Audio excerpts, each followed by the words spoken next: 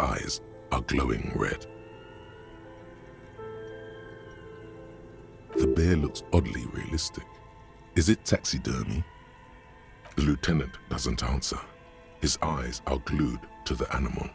A sharp slide, a gust of freezing cold air rushes to greet you.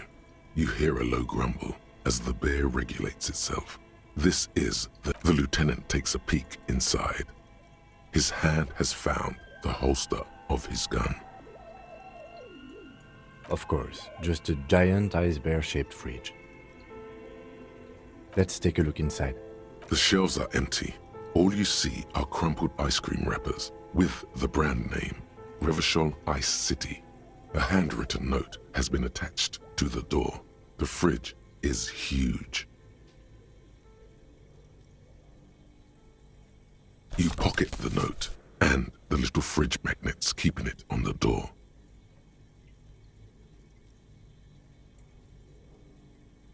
A friendly cartoon bear smiles back at you from a glossy cellophane wrapper. The paper still smells of vanilla and chocolate. Good question. It looks like an ice cream fridge. I know. What an unfortunate marketing choice. What is even worse, the bear is still costing them money to this day. The fridge buzzes with energy. The electricity bill on this thing must be catastrophic.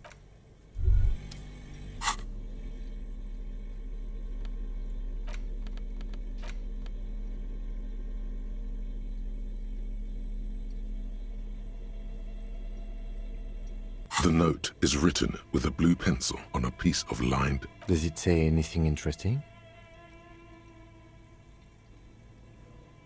This is tangential at best, but the lieutenant's detective instinct, someone has scribbled, S. I can't believe the off-site copy is still here. The illiterate ginger kid keeps stealing stuff from the studio, so I had to hide it somewhere safe. You'll find the filament memory with the off-site copy in the frozen ice cream maker. Please take it home, ASAP. It's important. I'd do it myself if I lived in a civilized place with a freezer. Take care. Sully soif.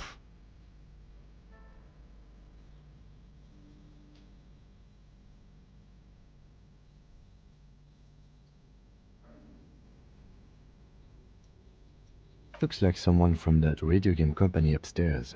I'm a little surprised they just left their property lying here. That's a plausible hypothesis. Looks like someone from that radio game company upstairs. That's implausible. It belongs inside a radio computer, storing its memory. It's like a tape. You listen to disco tapes, right? It's like the production schedule you found. Only this one. Really? You don't have a single guess?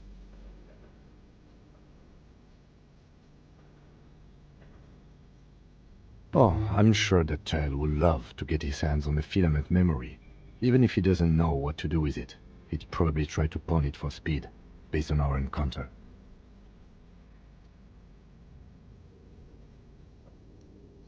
I don't know. I assume it's somewhere close to the ice bear fridge. Didn't you see one right next to the breaker box?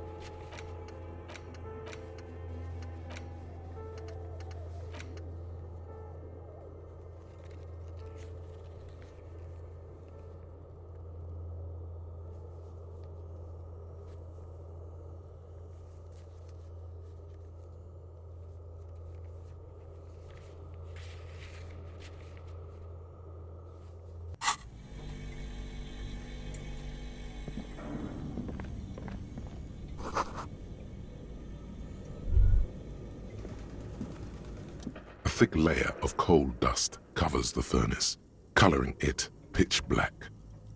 Looks like it. Looks like an old central furnace used to heat the building. It's connected to the chimney. No one has used it in ages. No signs of any recent fire. Only dead rats.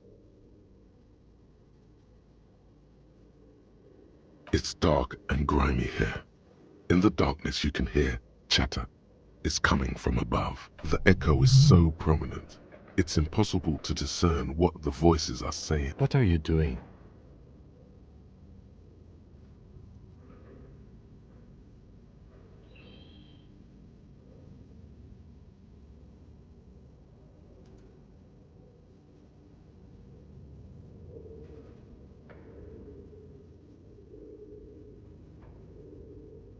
Wait, really? Maybe it's coming from behind those safety curtains we saw upstairs.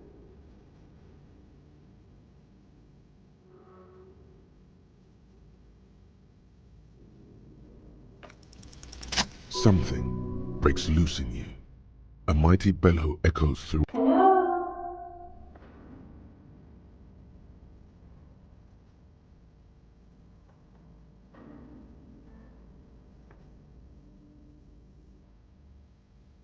Hello? Did you say anything? I can't hear you. Please come upstairs. There's a safety curtain on the second floor. I'll open it. You hear a low rumble upstairs, the sound of a curtain being pulled aside. After you, officer.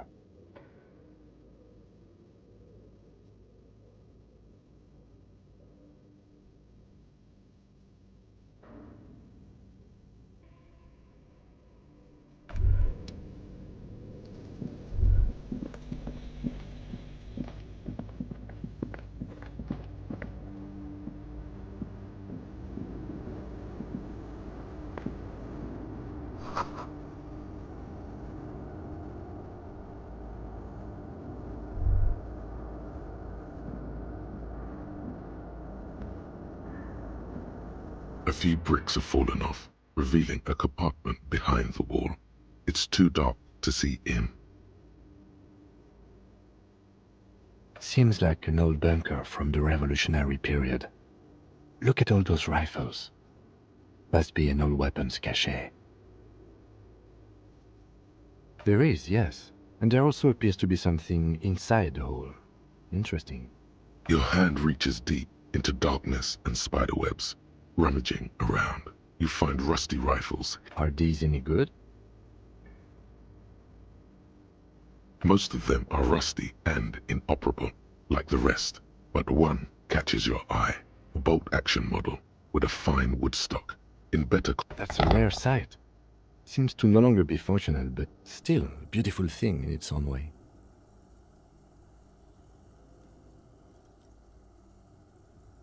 It means there are firearms, albeit inoperable, still lying around in Martinez. It's an interesting coincidence, I would say. He likes this find.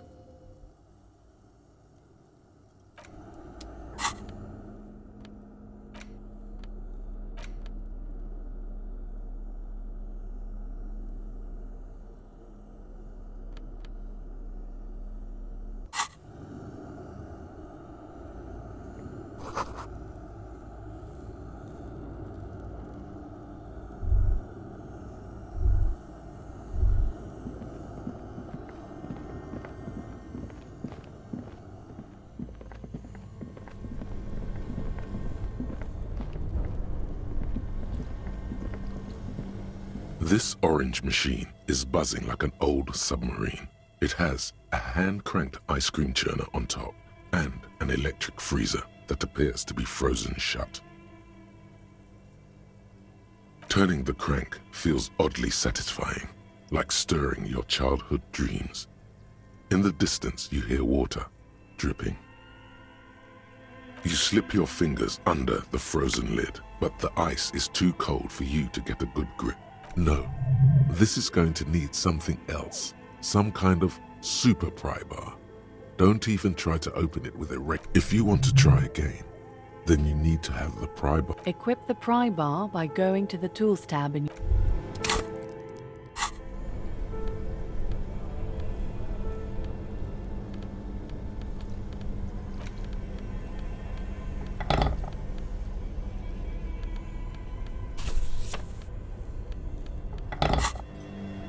This orange machine is buzzing like an old submarine. It has a hand-cranked ice cream churner on top and an electric freezer that appears to be frozen.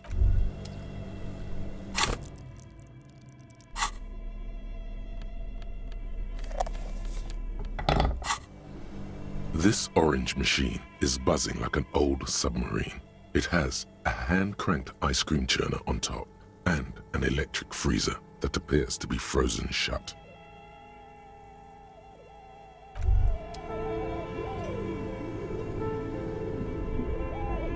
Two cables are plugged into the breaker box.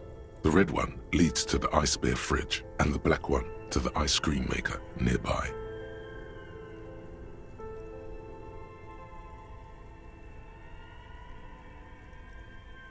Something close to you dies with a soft electric. Why did you do that?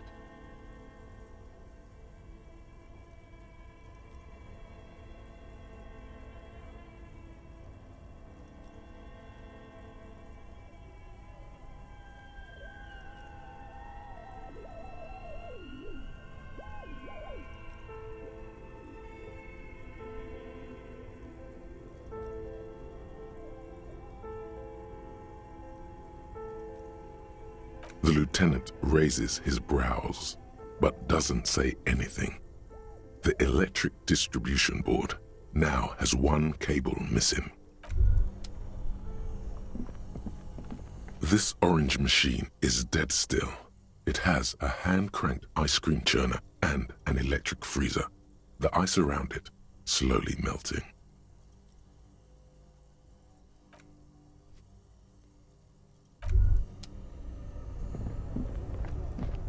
Only the red cable is somewhere. A machine hums along with the current, happy and contented.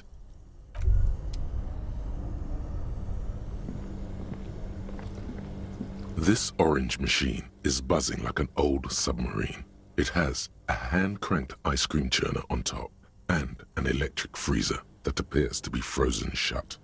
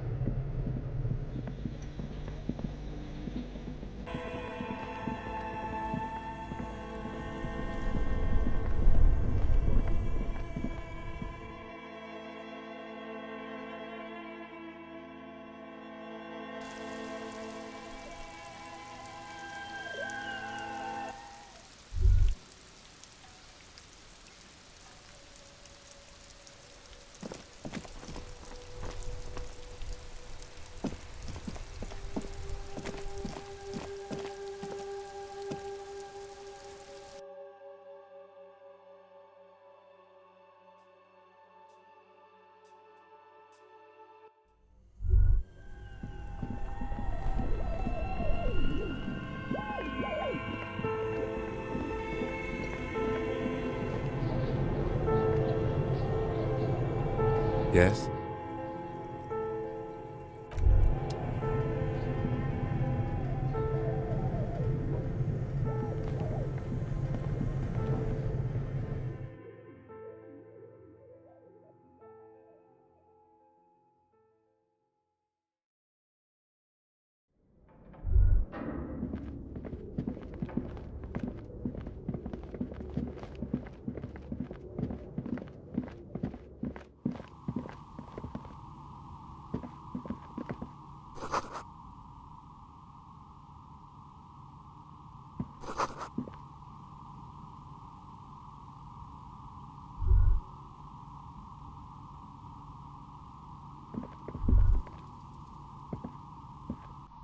Hello, I'm Nia.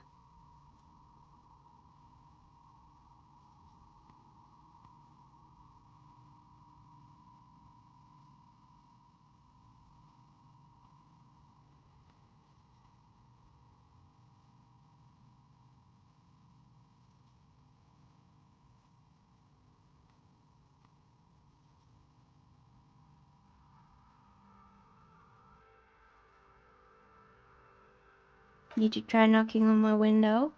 I must have missed you. I've been listening to my Milius. So what kind of die are you looking for? She's got a direct view to the backyard. You should interrogate her about the lynching.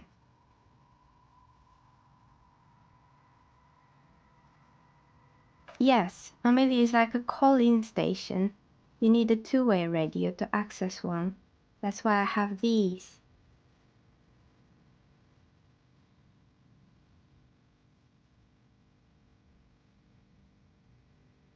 Mostly, they just teach you to swear in different languages.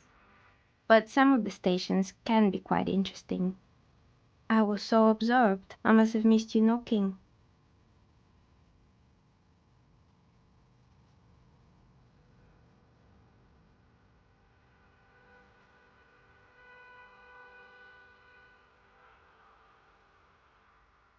I'm a novelty dice maker. Tell me the name of your role-playing system and I'll make the die you need. That's why you're here, yes? As she speaks, her bone-like fingers fiddle with a ring. Her bones light, but her hands strong. Role-playing games? You know the one made by Fortress Accident. Does that count?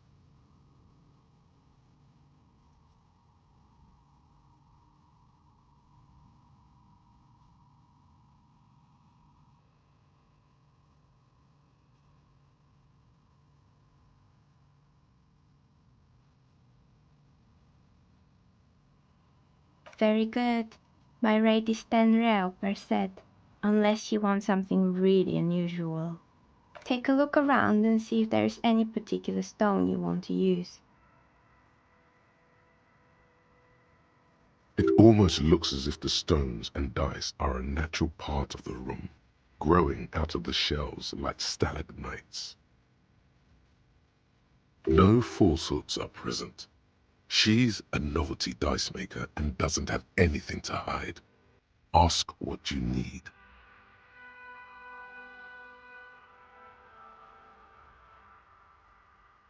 How did I become one?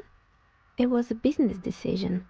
I was a regular jeweler at first, but that's an unfocused field with too much competition.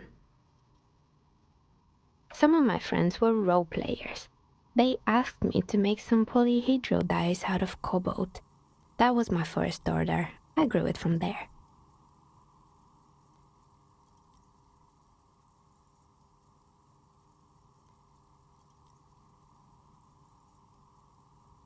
Not especially. I like working with rare materials and a steady pay. And role players as customers? They're nice people. Some of those nice people have big bucks to spend on novelty items.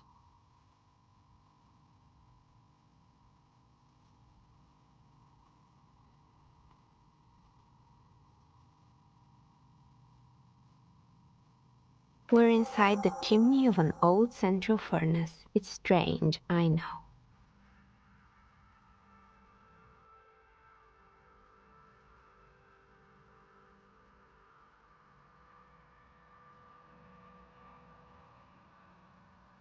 But when I arrived here, all the other rooms were taken, so I had to build myself a makeshift home.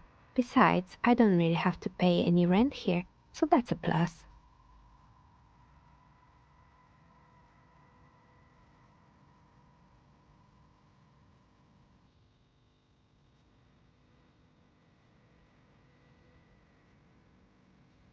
Creative.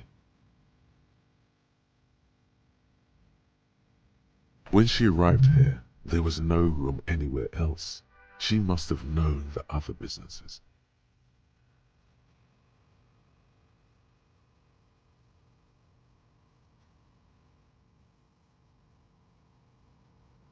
I've heard the stories, but I don't think those stories are true.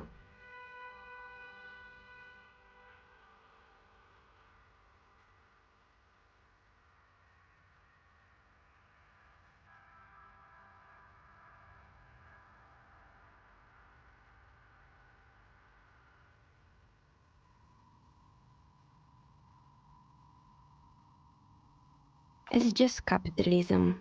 We only hear about tales of success, so it's often surprising to realize how many ventures actually fail.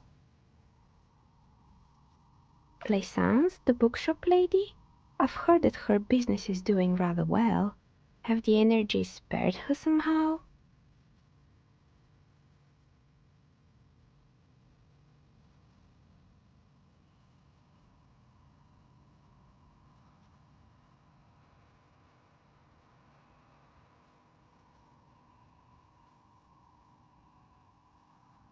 Oh, right.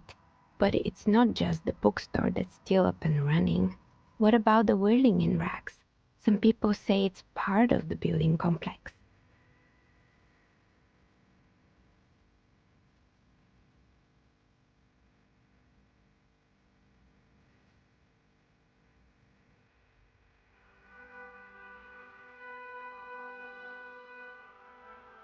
And then there is me.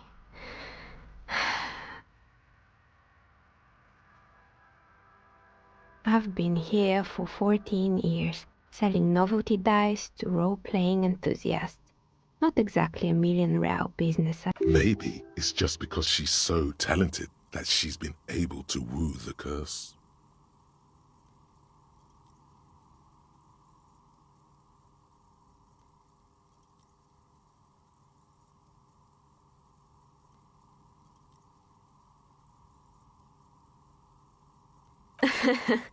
What, so the curse only affects people with poor work ethics? What you're describing isn't a curse, it's capitalism.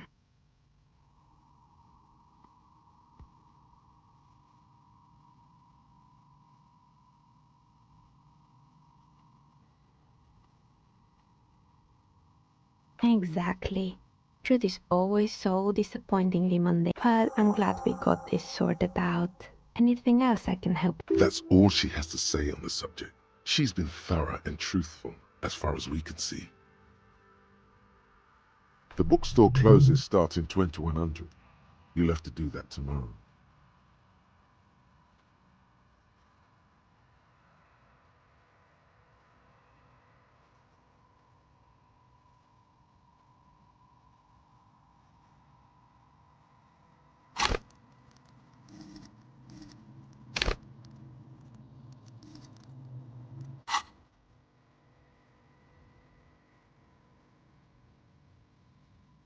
More or less. Are you interested in anyone specific? Oh, quite a lot of them spring to mind. Yes, I think it was called Androgynous Orlando or something similar. They weren't a big hit around here. Turns out that working class men don't like genderless haircuts. They're scared of that word.